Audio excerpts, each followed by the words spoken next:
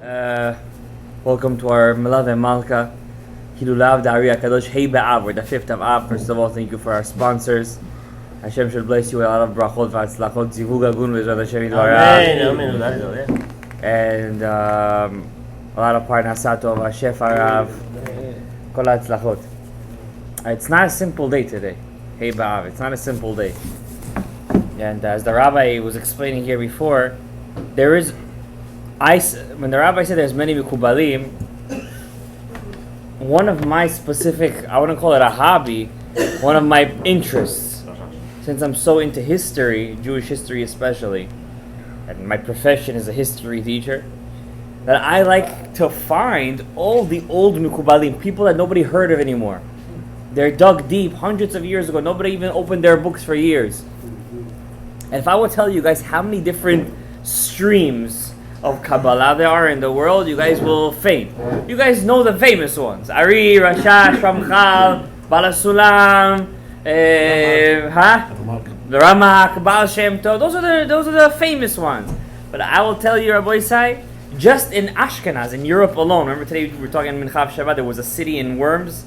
There's Worms, Garmiza. In Garmiza alone, in Europe, in Germany, they had the family of the Hasidim. Rabbi Yehuda Hasid, Rav Kolonim was Hasid. All those were not Hasidim. Those were a family of Mekubalim Gdolim. And when were they? 400 years before the ARI. 400 years. The most famous of them is Rabbi Elazar Migarmiza, Balar. He has a book on the poskim. He was a posek. He wrote Balar. If you open up the book over there, the first half of his book, it teaches you how to be a chassid. How do you be a chassid? I want to ask you guys, how do you think to be a chassid? We know chassidim, right? I want to be a chassid. I want to belong to this VIP club. I want to be a chassid. I open up his book of the Rokeach. He was a student of Yehuda Chassid. I want to be a chassid. First of all, he says for every speech you speak in the Bet HaKnesset, certain amount of fasts.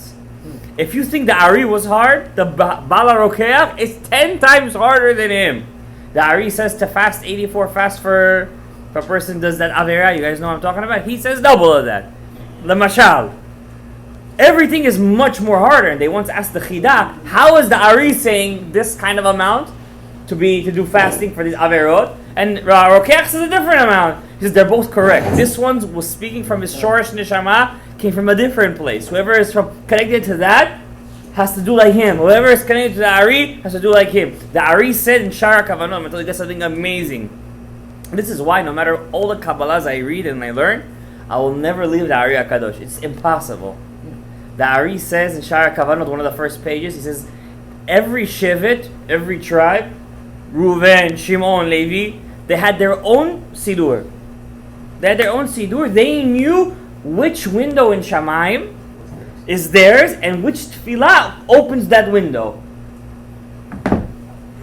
The ARI says, my prayer, the way I did it, it's the window that includes all the 12 windows.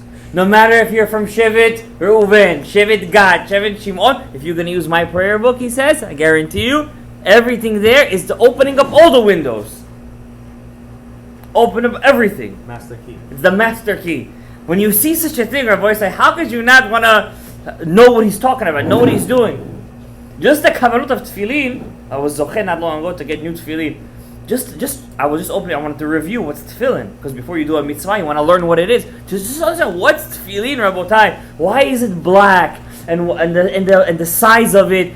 And when the shin, what is it? Why is there a shin with 3 and why is there a shin with 4? Ever asked yourself that question? And why specifically you put it in a certain place? And if the tefillin, they say, the Zohar says tefillin is basically your mochin, your chokhmah bina that breaks through your head. It's like a horn. Cain, they said God gave him a horn. The Midrash says God gave him tefillin basically. Okay, because it broke through your forehead. And the metzach, that's your tefillin.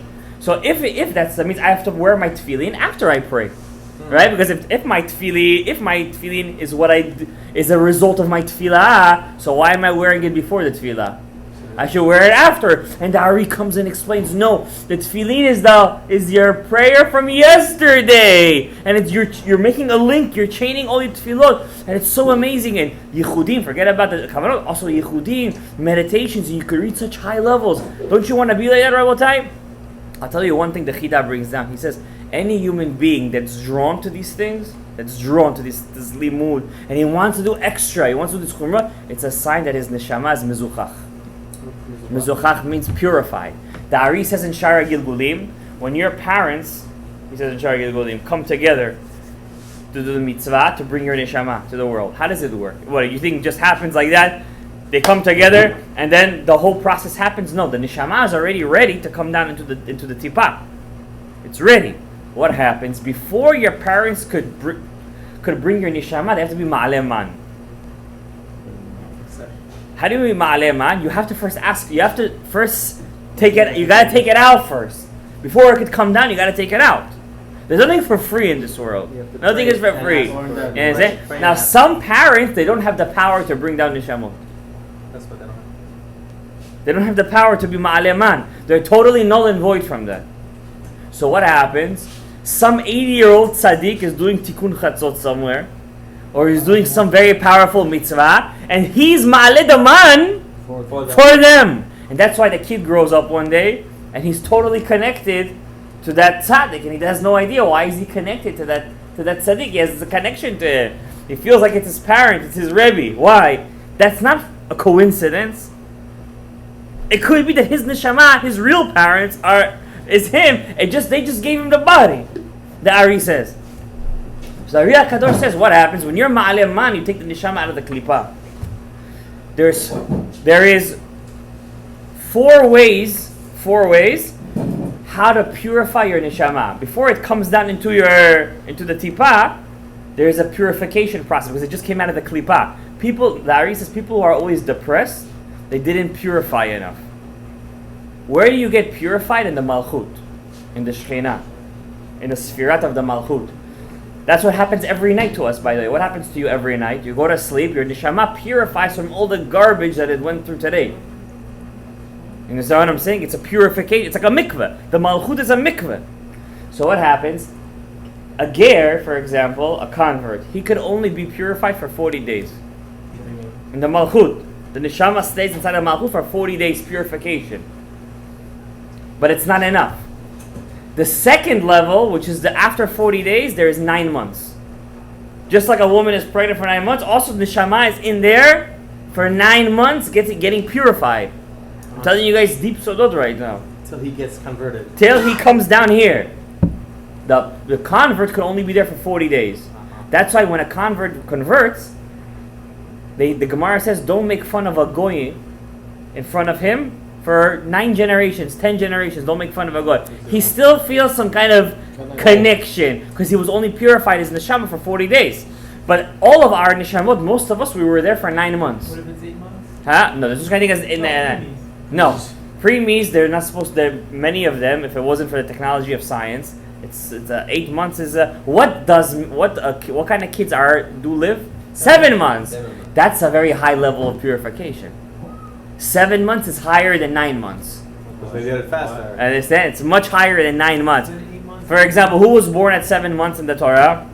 Moshe Rabbeinu. Why was he born at 7 months? Why was he born at 7 months? Because his neshama was purified for 7 months in the Malchut.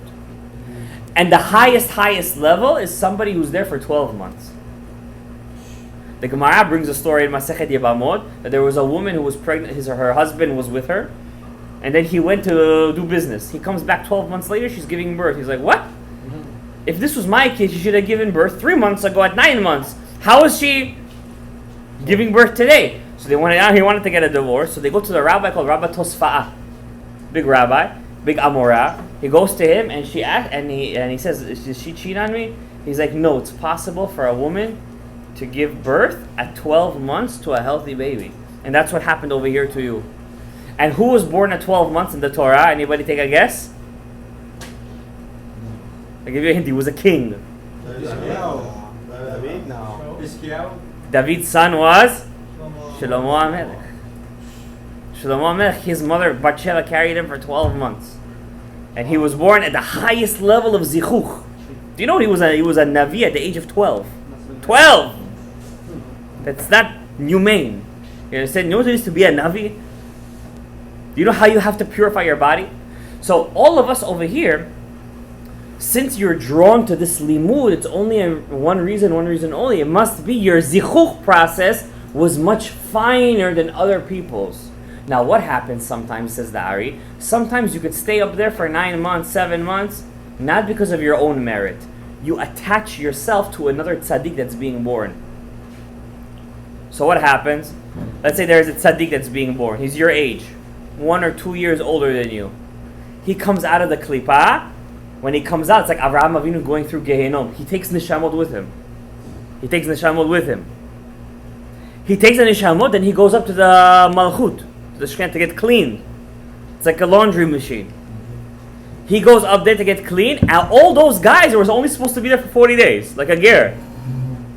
But since they were attached to him, they also get the pull to be there for 9 months, and then they come down. They're gonna be his students. They're gonna find him through some way. They're gonna be his students. Because just like he was, because of him they had the zichuk, they came out of the klipa. So too they will be learning from him Torah over here. Now, for example, Rav Chaim Vital, all of the students of the ARI were supposed to be up there for a very short amount of time in the Malchut, but they were there for 7 months, just like Rav Chaim Vital. But Rav Chaim Vital was years younger than them. How is that possible? How are you younger at the same time you came out of the klipa at the same time? It's contradiction. No, because then the neshama goes down. The Malchut is in the world of Atzilut. Has to go through Bria, Yitzira, and Asiya. And this Asiya, you're born. When the neshama leaves the Malchut of Atzilut and goes down to Bria and Yitzira, sometimes Hashem says to him, stop. I want you to stay over here and be an angel for a while. And that's what happens. Sometimes you're with a tzaddik or with a rebbe and he's younger than you. But he's supposed to be older than you. It's only because he stopped in Bria and Yitzira to be an angel. That's why he was born after you. How do we know that? From Eliyahu Navi. What does it say by Eliyahu Navi? Chai Hashem, asher amadeti lefanav. I swear in God's name that I stood before him. Rav Chaim says, when did he stand in front of Hashem? Before Eliyahu Navi was born, he was an angel in the world of Yitzira. It's an unbelievable thing, Rabotai. Now, the ARI HAKADOSH says, all the problems that we have could be traced to one night. The night of your conception. How do you make sure that you're going to have a child? You as a parent have the power to make sure your children will never go off the derech, says the ARI. See, tonight I can tell you stories about the ARI. It'll all be nice and cute. But we have to use the chokhmah of the ARI. That's what I want to teach you guys. The ARI HAKADOSH says there are 4 types of neshamot. When Adam HaRishon made the Avera, he had all the neshamot of Atzilut, Bria, Yitzira, and Asiya inside of him.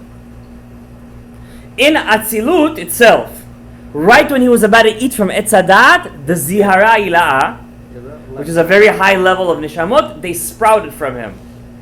They left him and they stood around him like a Or Makiv. They didn't want to be part of the Avera. Huh? They didn't have the choice. It was natural for them. Since they come from such a high level of neshamot, they don't even, the Avera doesn't connect to them.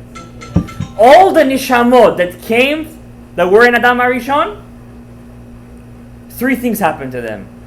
Some of them stayed inside of him. That's the second group.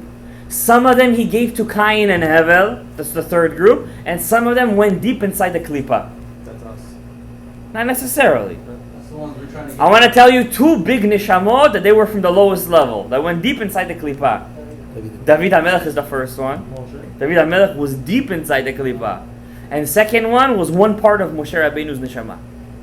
Could you imagine such a thing? And they went from the deepest dirt, the deepest filth, to become the greatest neshama. Maybe 2 of the highest people that we ever know. That's why both of them were leaders. Both of them fought the wars of Hashem. Both of them wrote 5 books.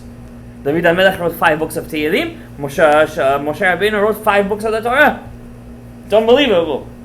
Now what happens?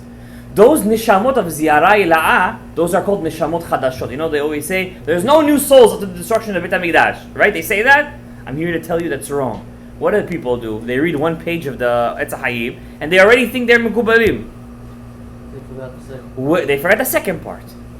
What does Shara Gilgulim say? Shara Gilgulim says you could bring those neshamot also.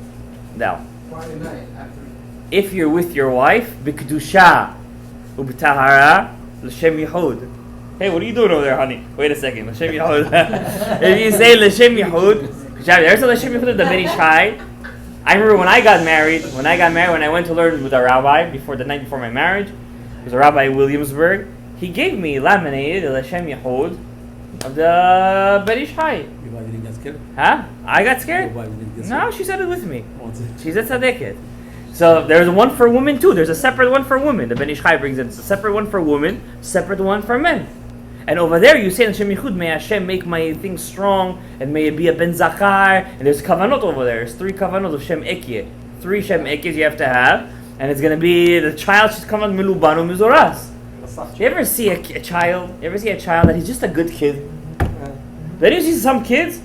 That's me. That's like, Little devils. where does that come from? Now, some people have a zechut, like Terach, he had Avraham. How did that happen? It's a different story. There's cases like that too, but in general, we're not Terach, hopefully, right? We want to work for our children. We want to make them good. We want to make them ARI kadoshes. So you could bring that ziyara ilah. How? Have kavanah. Good kavanah. And the timing is important. When are you making the mitzvah? The ARI says all neshamot that come before midnight, from conception before midnight, are all neshamot yeshanot. Last midnight. You have to be past midnight. It's kind of late. You gotta get up. If a person is doing the mitzvah, if the person does, this is only when you want to have kids, by the way. You don't understand me wrong, guys. It's not regular. Like, it's only when you want to have kids. If you're gonna have it during the day and she gets pregnant from during the day, oh my gosh, that's gonna be, you're gonna have your work cut out for you over there. Sure. Understand? After midnight comes Neshama. But look what the ARI says. The ARI says Shar Gilgulim. Children that are born from after the midnight during the week, those are gonna be Ama'aretz. Oh, wow. He writes, Ama'aretz he calls those. During the week. But whoever is gonna be born from after midnight on Shabbat, it's gonna be Talmid Chacham. If you have the Zechut.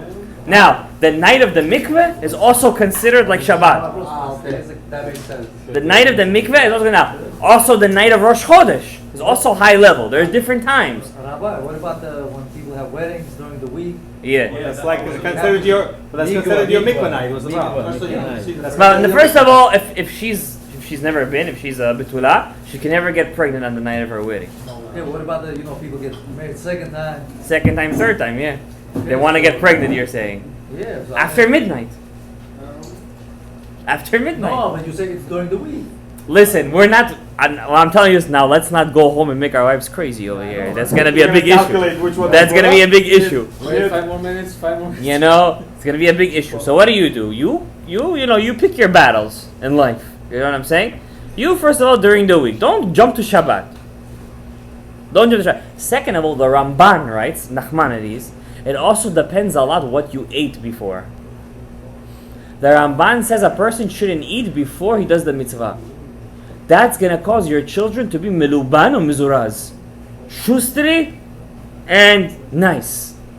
The food that you eat, on the night of the conception, it's very important. Okay, and you shouldn't be with a full stomach. You have to wait 2 hours to the food should be digested. Okay, that's very important.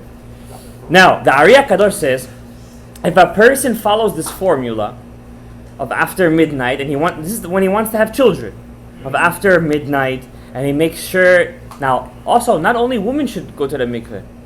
It's good for a man to also go to the mikveh. There was a big Hasidic Rebbe. He said, if my father would have went to the mikveh that night, he knew.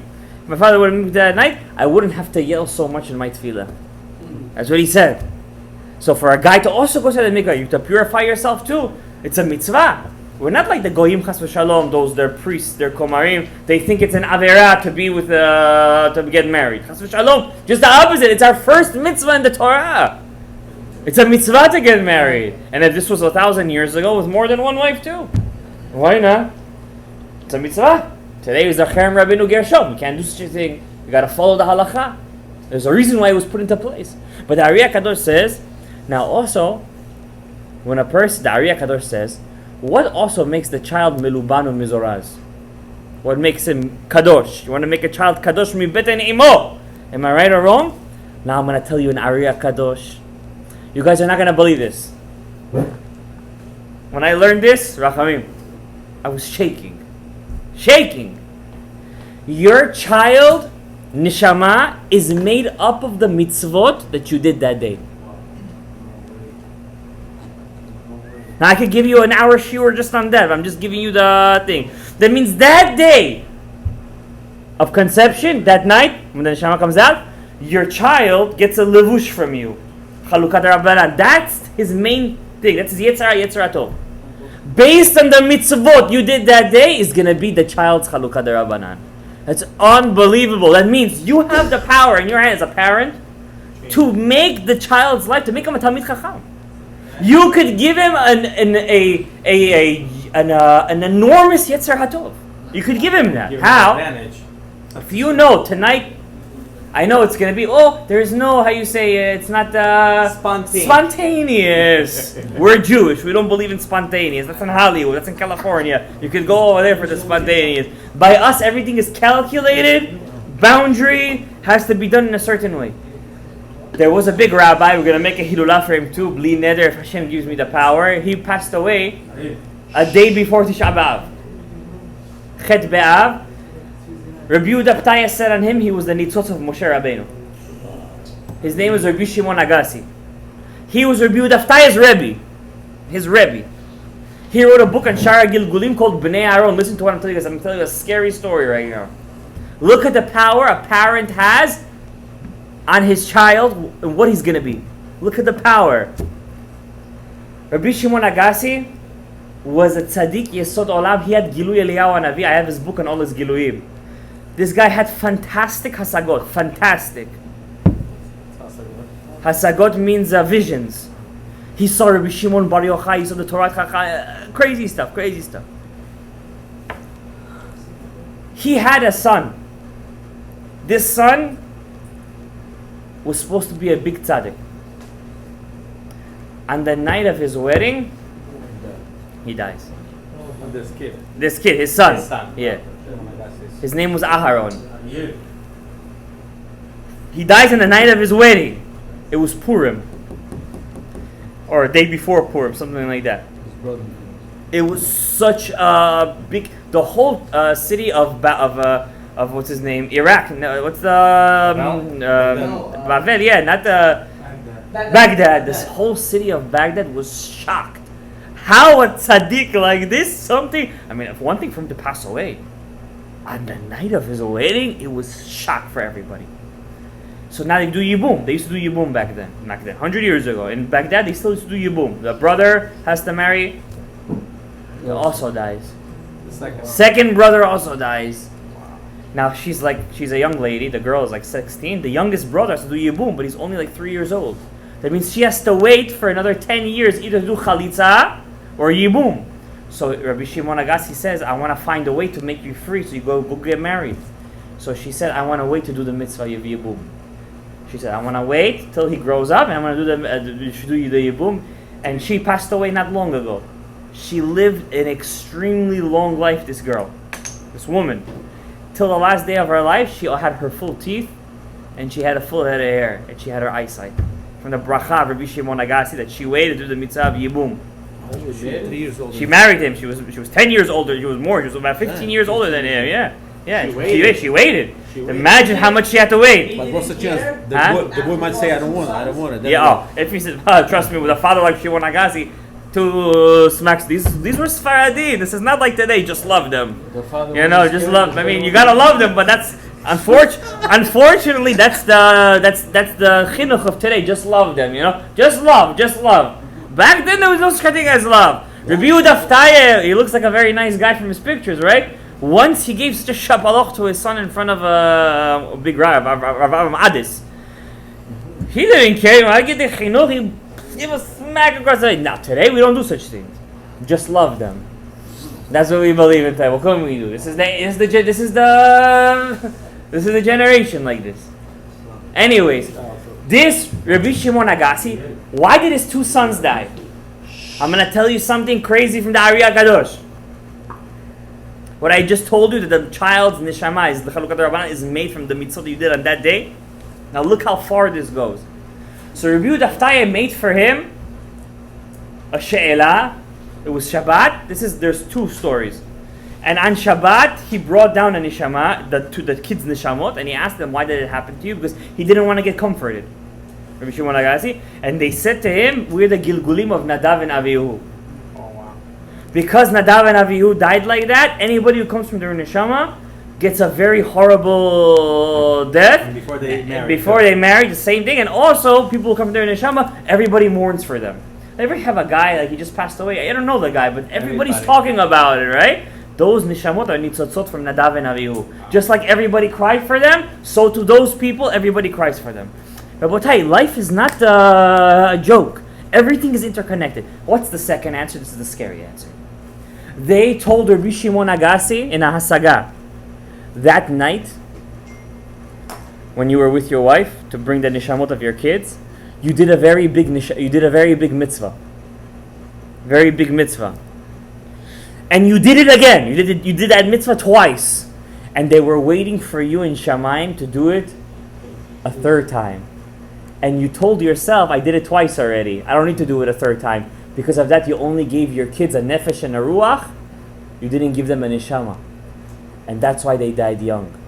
Because you missed out to do that mitzvah a 3rd time. He was on such a high level. Who are we? We're a small fry compared to him. And his level, he was... And I asked my Rebbe, what was that mitzvah that he did? I really want to know. It's an interesting thing. I thought... I want to see what you guys think. What do you think? Oh my God. Yeah, right. That would be crazy. I don't think they would want him to do that 3 times. Well, I thought... What do you think? What's the mitzvah? You said the mikvah, no? That's what my Rebbe said. That's what he said. He said it was the mikvah. That he dipped in the mikvah twice that day. He was supposed to dip a 3rd time. Probably, according to him, he dipped before Shacharit, before Mincha, and he was supposed to dip again before Aravit, and he didn't. But I had a different idea. I think the mitzvah was something else. I think it was tzedakah. He did a very big amount of tzedakah that day, and he did it again. He was supposed to do it a 3rd time, and he didn't. That was my opinion.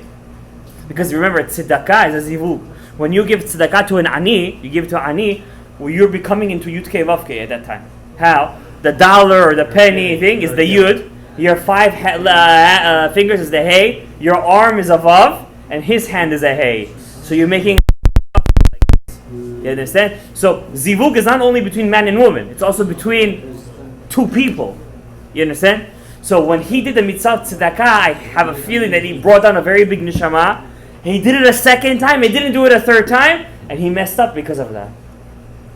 So Rabotai, in his level, when you have, I want to give Avaram asked a very good question. Rachamim. Avaram just asked, if a person has to do a mitzvah tzedakah, you're not obligated. If it, you did it, mazal. He did it 2 times. He had to do it a 3rd time. You feel bad for him, right?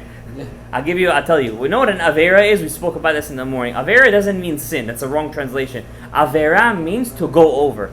If Hashem gave you a mitzvah in front of you, that means you and only you could take out that mitzvot. If you have a scenario opportunity in front of you, says the ARI, you have to do the opportunity. Let's say if somebody comes to you and says, let's go to Shiur Torah right now. You're like, nah, get out of here. You did a big Avera. Because at that moment, there are hundreds of nishamot and shamayim and nitzotzot that are waiting for you to go to the Shiur Torah and fulfill that mitzvah. And you didn't want to go, you passed over the mitzvah. You did an Avera. What's going to happen, says the ARI? You're going to take those nitzotzot out because you were made to do that. But it's going to come out a different way. Car accident. A person breaks a leg. A person gets a ticket. You know why people get tickets, by the way? Only because you had a time to do tzedakah and you didn't do tzedakah. So it comes out from the different. It's gonna come From out. the back. It doesn't belong to you. That money doesn't belong to you. It was given to you for a reason. Either you do a mitzvah with it, or either it's gonna go to the I don't know, New York City Department of Labor. I don't know. It's gonna come out one way or the other. That money does not belong to you. You were supposed to do a mitzvah with it. Now, wait a second. How am I taking out the sparks if I'm getting a ticket? The feeling that you feel, you understand? That that suffering, that takes out the sparks. That's why when a person's the heart. That's why when you suffer, right away say, this should be a kapara. It should be a kapara. You should always say it. Whenever you're suffering in any time in your life, you fell, you went into your pocket, you forgot your keys at home, this, that, you're learning Torah and suddenly your wife calls you, come back home right now. Say, this should be a kapara for my avonot. I'm not joking with you, it's mamash has to be that. And when you do that, you're taking out the sparks. Or there's an easier way to do it. Anyone know what's the easier way? Gamzu Torah is saying it's kapara. Rolling snow. He's jumping to rolling in the snow over here. Take it easy over there. What's the other way to get it out? Torah. You have to go back in time. How do we go back in time? Teshuvah. Only Teshuvah. Teshuvah is a time machine. Teshuv, hey, go back in time. Anyways, our boy said we spoke a lot. It's almost 12:30, almost time for Tikkun Chatzot. So may Hashem bless us all because of the ARI HAKADOSH. B'schut ARI. We said a lot of secrets today. A lot of secrets. B'schut ARI HAKADOSH. May this be. May you guys go mechayil el chayil. Go closer to Hashem. Never be happy with the status quo. Don't be happy with what you have. Go higher. Reach higher. Don't. The people put you down. Go keep on going higher. Do more mitzvah. Take upon yourself more things. But also with the right guidance, of course. And may Hashem bless all of us. May we be zocheh lebinyan Beit HaMikdash HaShlishi. B'yad Goel Tzedek. Baruch Adonai Le'olam. Amen ve'amen.